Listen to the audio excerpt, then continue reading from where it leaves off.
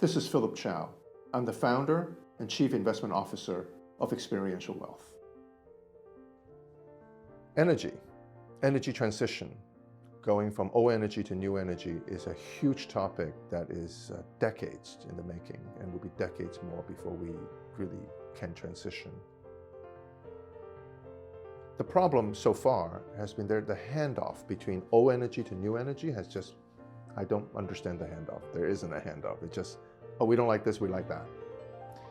So there has not been a lot of investment or reinvestment in old energy. I'm talking about refineries and so on. A lot more money and all the new money is going to new energy, solar, all the things that we know about, wind, hydrogen, electric vehicles and so on, batteries.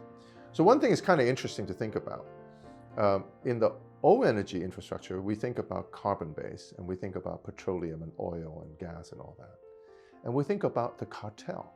We think about, oh, there's OPEC and they determine prices and that's how we got to this nasty place and whatever. So we think of being very dependent on this sort of oil cartel. We're going to free ourselves to batteries, and solar and all that. But as you think about that, guess what? Hydrogen, all those wonderful things, clean energy, they all require some metal to convert it into energy. Well, who controls the metals? So we're switching from a carbon cartel to a metal cartel. I mean, I'm making it up a little bit, but certainly the rare earth metals and all those things becoming political. And we need to be cognizant about it, and I think America is. And we have our own share of important metals. It's just that we haven't been mining them, but because the cost and the pollution and so on.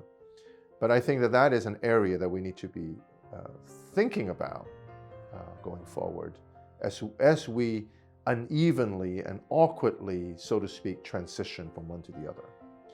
Number two, I think the UN or one of these international organizations are predicting that by 2058, we will have 10 billion people on this earth. We have about 7 now.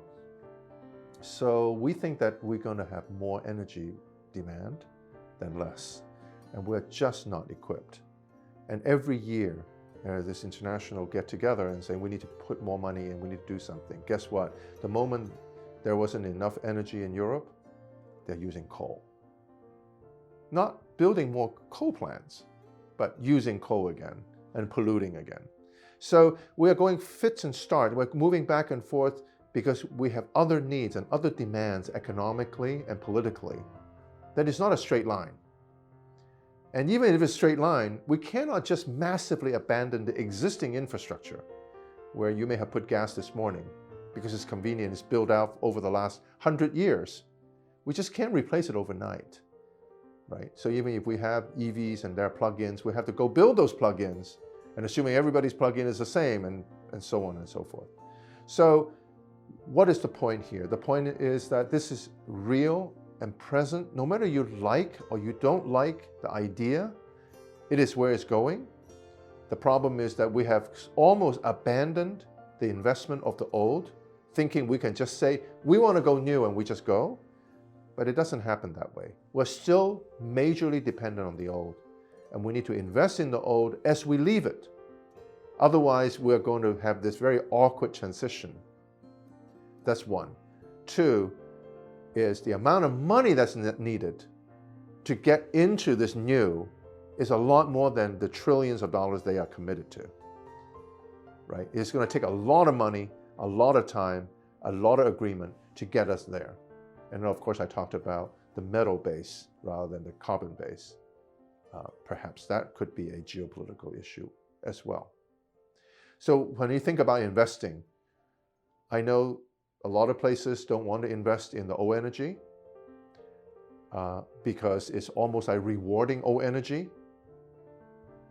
But if we are pumping gas every day, are we not already rewarding old energy? Are we not continuing to use it to heat our homes? Until all of us have what? Solar panel? And enough solar panel that we really can be independent.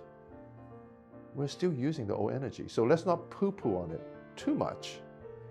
And that the investments still need to be made. And as case in point, the last couple of years, look at the oil price. and look at the oil companies have made tremendous amount of money and doing very, very well. I mean, last year, almost every sector lost money except energy sector.